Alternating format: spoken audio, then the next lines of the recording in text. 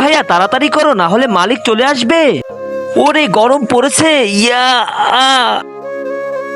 উফ, ও কি গরম পড়েছে। যাই এখানে একটু আরাম করে নি।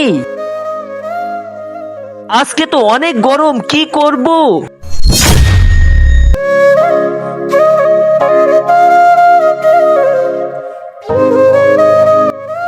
আরে পিকআপে কি তেল ঢেলেছে নাকি না? আরে শাওন তাড়াতাড়ি এদিকে আয়। জি মহাজন আসতেছি।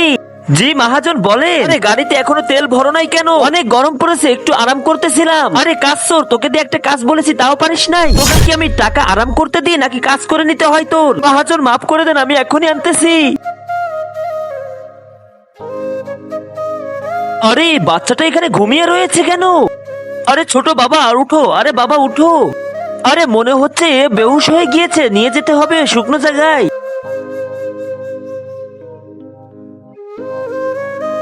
আরে ছোট ওঠো, আরে ছোট তোমার কি হয়েছে? আরে এ তো হুশ আসতেছে না, এ তো অজ্ঞান হয়ে গিয়েছে।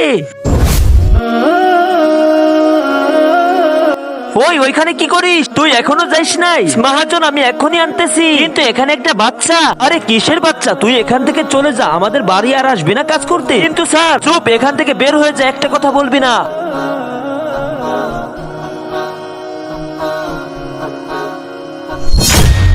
আরে তুর্য, আরে এ তো আমার ছেলে, আরে আমার বাবা। কি হয়েছে ওর?